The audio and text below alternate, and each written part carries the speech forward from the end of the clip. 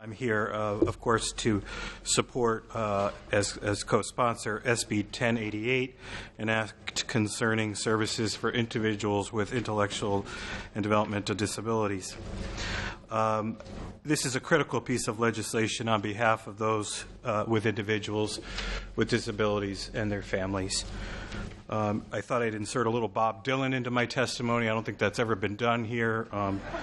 Alexander gives us his favorite movies all the time, but this would be new to have Bob Dylan. So. Times they are changing when it comes to those with intellectual and developmental disabilities.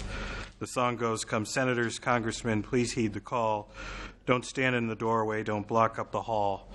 For he that gets hurt will be he who is stalled. There's a battle outside and it's raging. It'll soon shake your windows and rattle your walls, for the times they are changing."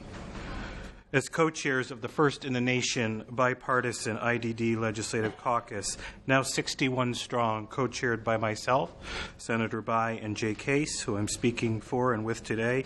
They are scattered throughout the building. For the past 2 years, our caucus has generated immense momentum towards ensuring that those with intellectual and developmental disabilities have equal footing in the pursuit of lives of dignity and personal fulfillment, while providing the families hope, security, and certainty for the future of their loved ones. We've made significant inroads. As policymakers, we have advocated for changes that have protected and enhanced service for individuals and families, reduced the waiting list, and are working to make sure that the services provided by public employees are as valuable and as efficient as possible. And we're striving to adequately fund the private sector so it can responsibly serve both its consumers and its staff, all the while promoting the long-term sustainability of services in Connecticut. We have not done so alone. The hard work and heavy lifting has been done by thousands of IDD families across the state, many of whom are in the room today. They've come together with one strong, united voice. They are the real heroes of this story who toil in near and anonymity, not only on behalf of their own children, but for future generations.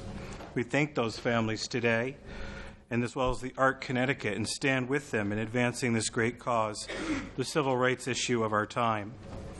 Our fight is far from over. The IDD families need meaningful change. They need a 21st century plan for their loved ones, a plan that is strategic, timely, and cost-efficient. SB 1088 requires such a plan for the closure of institutions and a plan to meet the needs of all persons receiving services from the Department of Developmental Disabilities. It also provides protection for those currently living in institutions, a plan for transition to appropriate community-based settings, a plan to address the unmet needs of people who receive DDS services, and a tactical timeline for closures.